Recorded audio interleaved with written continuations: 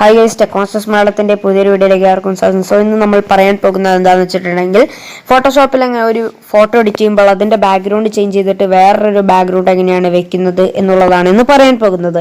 So അതിനായിട്ട് തന്നെ നമുക്ക് എവിടെയെങ്കിലും വെച്ചിട്ട് അതായത് അവിടെ വെച്ചിട്ടൊന്ന് റൈറ്റ് ക്ലിക്ക് ചെയ്യുകയാണ്. റൈറ്റ് ക്ലിക്ക് ചെയ്തതിനു ശേഷം നിങ്ങൾക്ക് ആ ഫോട്ടോന്റെ ബാക്ക്ഗ്രൗണ്ട് ഏതാണോ വേണ്ടത് ആ ബാക്ക്ഗ്രൗണ്ട് വെക്കുക.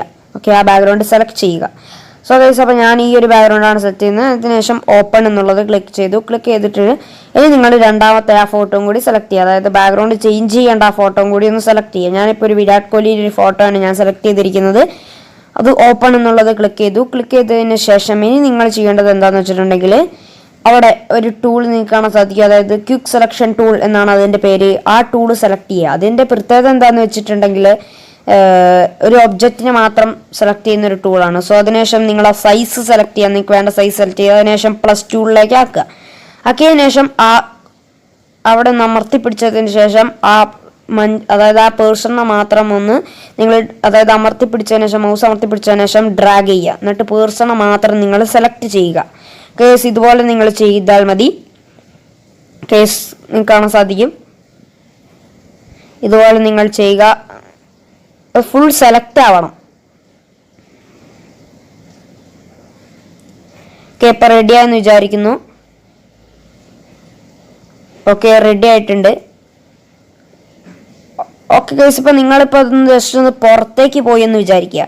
പുറത്തേക്ക് പോയിട്ടുണ്ടെങ്കിൽ നിങ്ങൾ ചെയ്യേണ്ടതെന്ന് വെച്ചിട്ടുണ്ടെങ്കിൽ അവിടെ മൈനസ് ടൂൾ ഉണ്ടാവും. ആ മൈനസ് ടൂൾ സെലക്ട് ചെയ്തതിന് ശേഷം അത് നേരെ ഒന്ന് ജസ്റ്റ് ഒന്ന് ഇങ്ങനെ നമ്മൾ റബ്ബ് ചെയ്യുന്നത് പോലെ ഒന്ന് അവിടെ കാണിച്ചാൽ മതി. അത് നേരെ താഴോട്ട് തന്നെ പോകുന്നതായിരിക്കും. പോയതിനു ശേഷം റിഫൈൻ എഡ്ജ് എന്ന് പറഞ്ഞൊരു ഓപ്ഷൻ ഉണ്ടാവും. അത് സെലക്ട് ചെയ്യുക. റൈറ്റ് ക്ലിക്ക് ചെയ്തതിനു ശേഷം റിഫൈൻ എഡ്ജ്. ഓക്കെ, അപ്പോൾ റൈറ്റ് ക്ലിക്ക് ചെയ്തതിനു ശേഷം റിഫൈൻ എഡ്ജ് സെലക്ട് ചെയ്തതിനു ശേഷം എവിടെയെങ്കിലും അതായത് ആ ബാക്ക്ഗ്രൗണ്ട് എവിടെയെങ്കിലും ഒന്ന് കാണുന്നുണ്ടെങ്കിൽ അത് നിങ്ങളൊന്ന് ജസ്റ്റ് ഒന്ന് റബ്ബ് ചെയ്ത് കൊടുത്താൽ മതി. അതുകൊണ്ട് ഇത് ഞാൻ ഈ കാണിക്കുന്നത് പോലെ തന്നെ നിങ്ങളൊന്ന് റബ്ബ് ചെയ്ത് കൊടുത്താൽ മതി. അതിനുശേഷം ഓക്കെ എന്നുള്ളത് ക്ലിക്ക് ചെയ്യുക.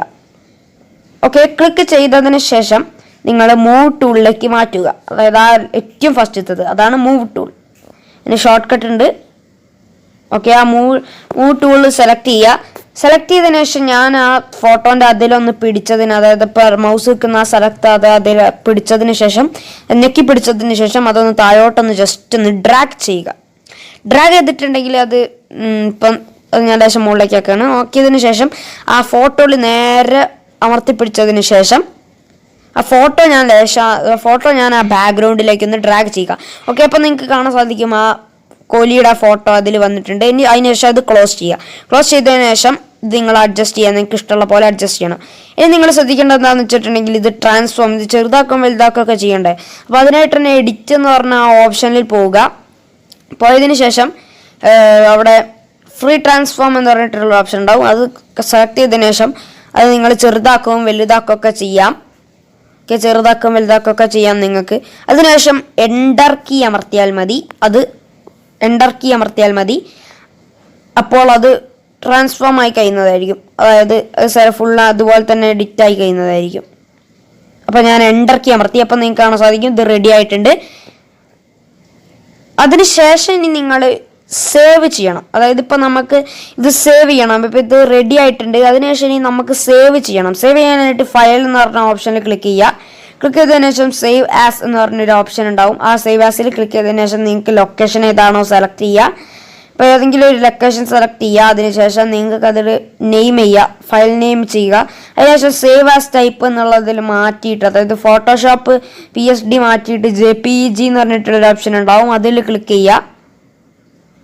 ഓക്കെ, അതിൽ ക്ലിക്ക് ചെയ്തതിനു ശേഷം സേവ് എന്നുള്ളത് അമർത്തിയിട്ടുണ്ടെങ്കിൽ ഇവിടെ ക്വാളിറ്റി എന്നത് നിങ്ങൾക്ക് കാണാൻ സാധിക്കും. അത് നിങ്ങൾക്ക് ഇഷ്ടമുള്ള പോലെ വെച്ചാൽ മതി. നിങ്ങൾക്ക് മാക്സിമോ മിനിമോ ലോ ഹൈയോ ഏത് വേണമെങ്കിലും ഒന്ന് വെക്കുക. വെച്ചതിന് ശേഷം നിങ്ങൾ ഓക്കെ എന്നുള്ളത് ക്ലിക്ക് ചെയ്യുക. ഓക്കെ എന്നുള്ളത് ക്ലിക്ക് ചെയ്യുക. ക്ലിക്ക് ചെയ്തിട്ട് ഉണ്ടെങ്കിൽ അത് സേവ് ആവുന്നതായിരിക്കും. ഓക്കെ, നിങ്ങൾക്ക് വീഡിയോ ഇഷ്ടമായെന്ന് വിചാരിക്കുന്നു. വീഡിയോ ഇഷ്ടമായിട്ട് ലൈക്ക് ചെയ്യണം, ഇഷ്ടമായാലും ഡിസ്ലൈക്ക് ചെയ്യണം, മാക്സിമം ഷെയർ ചെയ്യണം. സബ്സ്ക്രൈബ് ചെയ്യാത്തവരാണെങ്കിൽ ഇപ്പോൾ തന്നെ പോവുക, സബ്സ്ക്രൈബ് ചെയ്യുക. എല്ലാവർക്കും ഇന്നത്തെ വീഡിയോ ഇഷ്ടമാണെന്ന് വിചാരിക്കുന്നു. നിങ്ങൾക്ക് അഥവാ ഞങ്ങളുടെ ഈ വീഡിയോ ഡിസ്ലൈക്ക് ചെയ്യുകയാണെങ്കിൽ എന്തുകൊണ്ടാണ് ഡിസ്ലൈക്ക് ചെയ്തതെന്ന് കമൻറ്റ് ബോക്സിലും കൂടി ഇടുക. സോ ഇന്നത്തെ വീഡിയോ വൈൻഡപ്പ് ചെയ്യുകയാണ്. നിങ്ങൾക്ക് എല്ലാവർക്കും ഇന്നത്തെ വീഡിയോ ഇഷ്ടമായെന്ന് വിചാരിക്കുന്നു. So thanks for watching our video.